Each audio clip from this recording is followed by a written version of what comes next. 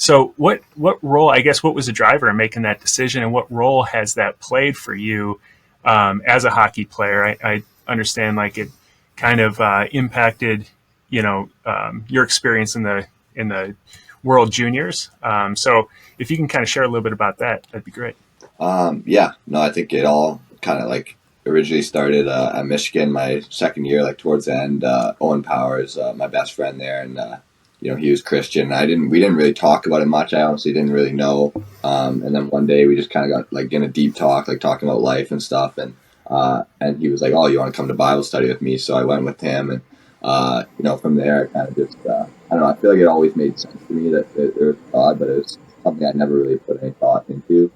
Um, and yeah, so from there it just kind of grew little by little, and I had my times where I kind of forgot about it and didn't really do much, or wasn't really trying to learn or anything like that. But yeah, like I had an experience where I really feel like God was speaking to me during the World Juniors, and then another, like I feel like when I got hurt, and I feel like when I got hurt, it was a really like the time for me to be like, okay, like I got to take this seriously and actually learn. Like I had never really read the Bible or didn't really know too much of what it's about, other than just kind of being a believer, I guess. But so yeah, I really I feel like really dove into my faith when I got hurt, and I feel like it's changed my life for the better. It's been the best decision I've made, and yeah, obviously there's still struggles, and it's not like it's some magical thing that makes my life perfect or anything. But I definitely think it's the way, it's the truth, and yeah, I really feel great about it, and yeah, I'm excited to kind of keep growing my faith. Yeah. Yeah, I give you a lot of credit. Yeah, congratulations. Yeah, 21 years old. It's a tough thing to do, especially it being in the NHL, I'm sure. So I give you a lot of credit for that. And the way you won the juniors for Team Canada in overtime, it seems like maybe God had a hand in that as well. So that was a pretty impressive accomplishment there. Where do you see yourself in 5-10 years from now? Have you got that vision?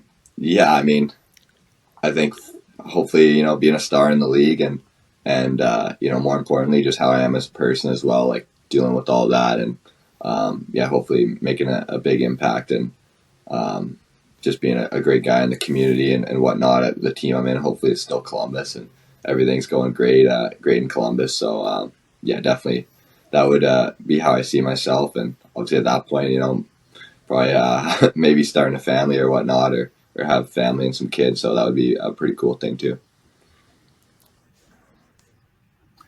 Yeah, I was hoping you'd be in Chicago by then, but we'll settle for Columbus. We'll watch your games when you come to Chicago.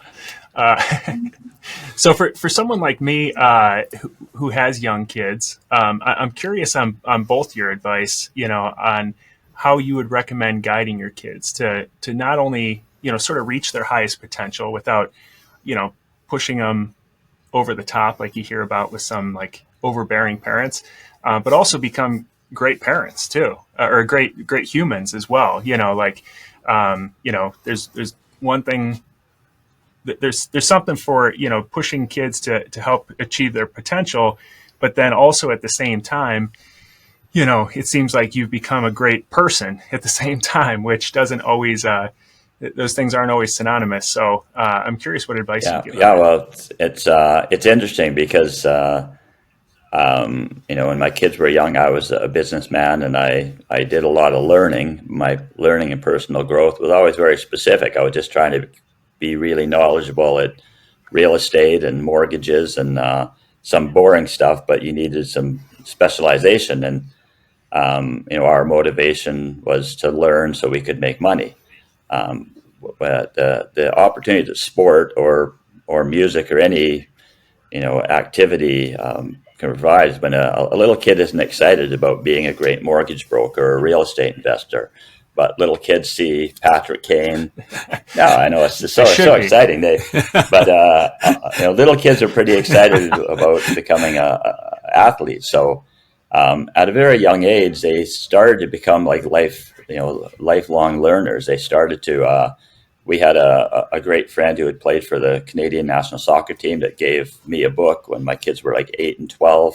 And it was a brilliant book that was really inspired me, thinking, man, anything's possible. So, I got that information through to my kids at a very young age. So I think we were able to, without pushing them, we just kind of inspired them by giving them information. So my recommendation to other parents is to just give your kids access to information and inspire them if they believe that anything is possible. I know Kirby and I, we've talked about some of the books that my kids had access to and I had access to at a very young age, like The Talent Code, which is about greatness and the real scientific possibility, and the sort of the setting the stage of an environment for greatness, like that book Atomic Habits, where the difference between a kid being making the high school basketball team and having a great life might be going to the park and shooting 50 jump shots before breakfast and things like that. So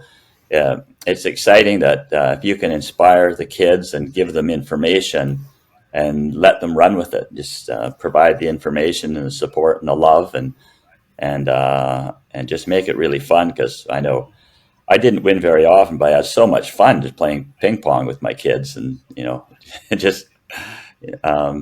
But the whole lifelong learning thing is really important, because not everyone's going to make it to the NBA, NHL, MLB, or NFL. But I see kids now that I coached and that are like reaching out on LinkedIn. They're starting business careers, and they know how to be successful. They've seen what their friends have done. They've learned what it takes to make a select hockey team or whatnot. So that's very exciting and inspiring, just to set your kids up for success by giving them information that they may run with because they're excited about making the high school football team or whatever it may be.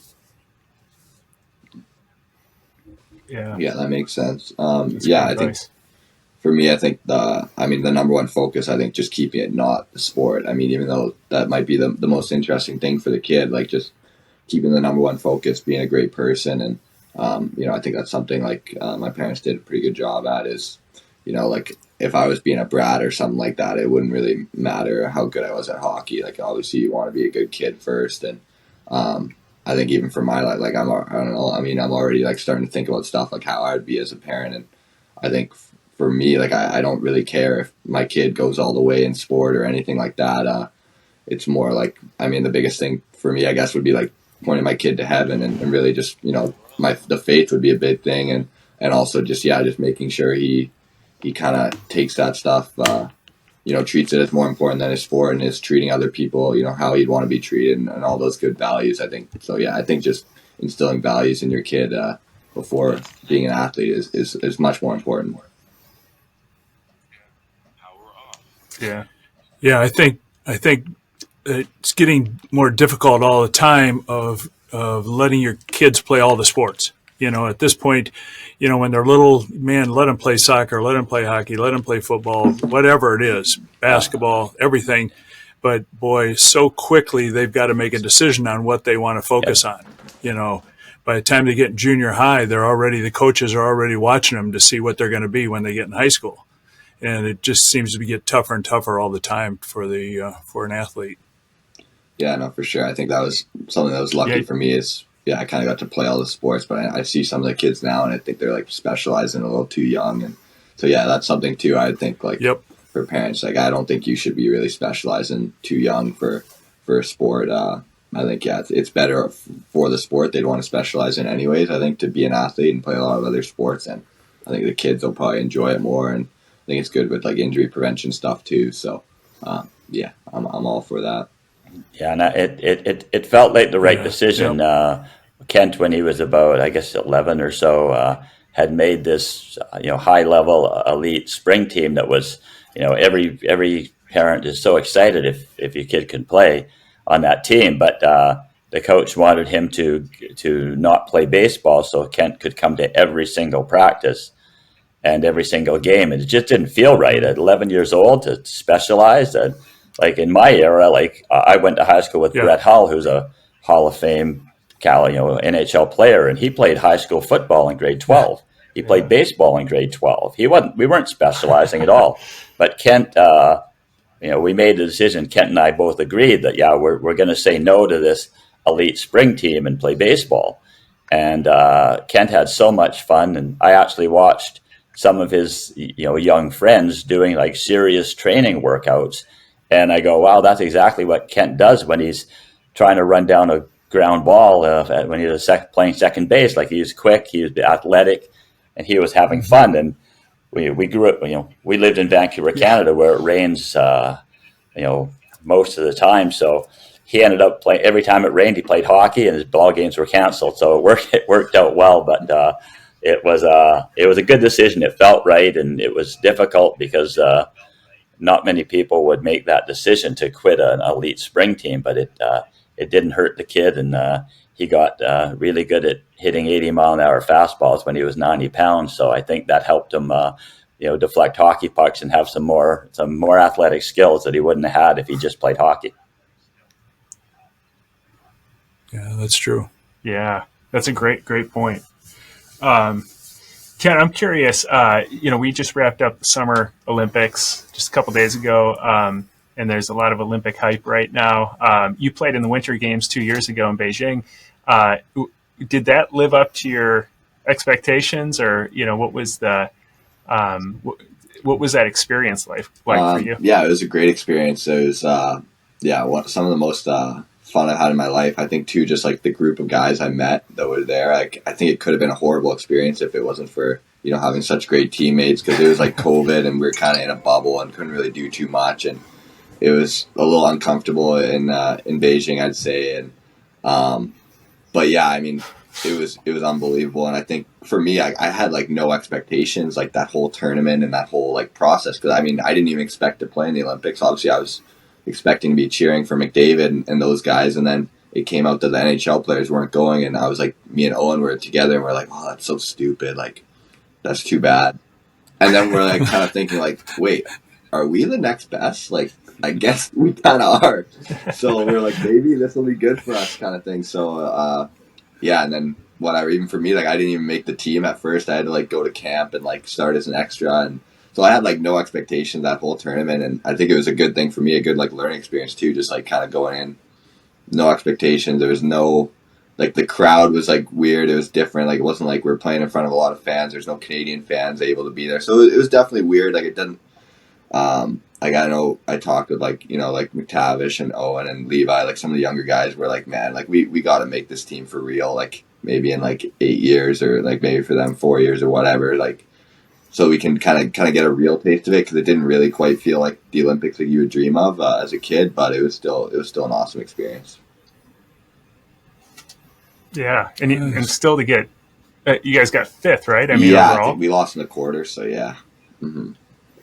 Yeah, so I mean, that's pretty good. So that's awesome. Go ahead. You had some questions, right? Oh yeah, here I got some real technical questions for you, buddy. Yeah. Do you have to buy your own hockey sticks, or are they does the league buy them? Yeah, no. Jay, you raising your hand? We're lucky we don't have to pay for them anymore, because I know this guy spent way too much money on my stick. I was actually joking with him. I'm like, Dad, like, why did you buy me the best sticks when I was like 12? Like, I did not need those. Like, makes no difference. But your brother did. It was really. That's why you're in the NHL. It was really nice for sure. But like, looking back, I'm like, man, it doesn't matter what stick you have when you're 12. But yeah, no, we're lucky now to get them for free. Do they tape them for you, or do you have still tape them? I mean, I enjoy taping them. Yeah. You tape them? Can't. Yeah. Do you break many? Not too many, because I mean, like, I get new sticks a lot, so like if I like wasn't getting new ones, I'm sure I'd break them. But like I try to have a new stick like every game. So yeah, it just, so your odds of breaking it go down, and I'd hate to like break a stick on like a chance to score. So yeah. You have a favorite stick, or is it just whatever? Like you said, you're trying different ones. Yeah, I've kind of kept the same stick like the last like 5 years. Yeah, so like a Bauer one there, and they just kind of wrap it up differently every year. But yeah, it's a good stick. I like it. Oh, good. Yeah, for guys who don't play hockey, I never played hockey, and I even worked at an ice rink for 2 years. If that tells you something. And but yeah, people who don't, I think they wonder about those Yeah, kind of, no, that kind of makes things. sense. Well, we had no idea what we were getting ourselves into when we let our little boys play hockey. But my one funny story: my older boy had a tournament in Idaho, about a 10-hour drive from Vancouver, and he went there with 3 sticks, and they played like 6 games in 3 days. And the first game, he broke 2 sticks, and they're about $300. These sticks, like I say, Kent. I wish I could go back in time. Kent would have lousy sticks, but I had to, I actually, I canceled business meetings, and my business partner thought I was a complete lunatic because Kyle needed to have more of the same sticks. He couldn't borrow one. He had to have the right stick. That out of them. We were crazy, and so I drove around to find a couple sticks, and cancel business meetings so I could hand a couple sticks to a hockey mom who was going out for the weekend. So Kyle had the right stick. We were pretty crazy, but I think it helped a little bit. So Yeah. who knows? Yeah. Well, one thing I will say, Jay, you're a lot smarter. You did Yeah. not make him a goalie, so you didn't have to buy all the goalie equipment. Yeah. No. So that was good. You're very grateful when your kids choose not to be a goalie. There's a little bit of nervous time. They all play goalie when they're 7 years old, and you're really happy if your son plays really badly when it's his turn to be a goalie.